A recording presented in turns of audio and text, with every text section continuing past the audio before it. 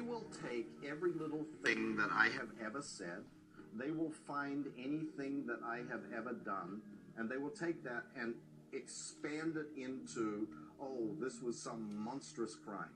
When I was in hospital, when I was getting married, when I was needing help on any part of my life, in any situation, he was never there. Now my daughter will say, oh, I was always lazy, and she was embarrassed to be my daughter.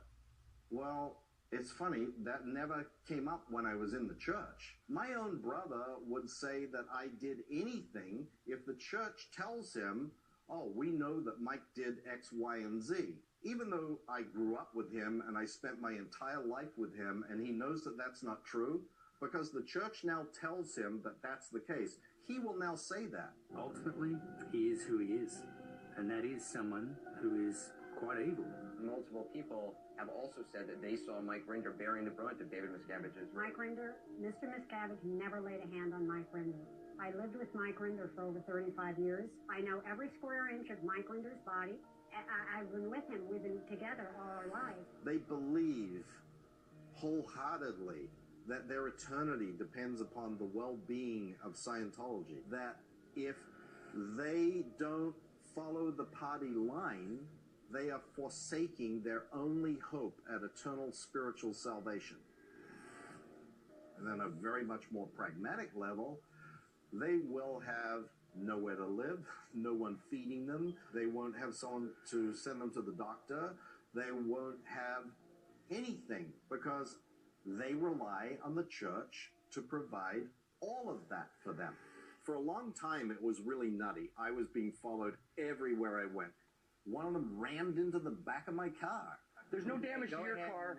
You damaged our car by tailgating us all day long and then ramming into our back. I heard about fair game while I was in the church. Then I was told that policy didn't exist anymore. And then they showed me the policy that it was canceled.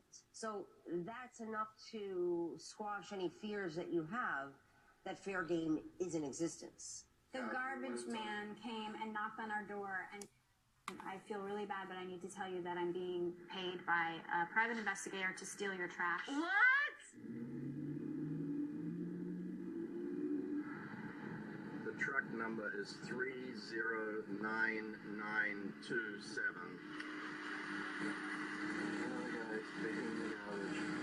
Hey, who are you getting that for? Huh? Who are you getting that for? That's my garbage. Yeah, it is. Mike Rinder. This came from my house. Oh, I sure so. I videoed it. And I said, what did they tell you? And he said, they told us that they were investigating us for having a drug running operation out of our home. What do they hope to find in the garbage? Phone numbers of people, who you've been talking to, travel plans, anything. The Church of Scientology will hire private investigators at $10,000 a week. That's the part of it. Or maybe you don't smoke marijuana, or perhaps you do smoke marijuana. It's sophomoric, vitriolic. It's so many words. I can't, like that a human being, a grown-up person claiming to be part of a church that has all the answers and are the epitome of morality. This is what they're doing. It was on the highway.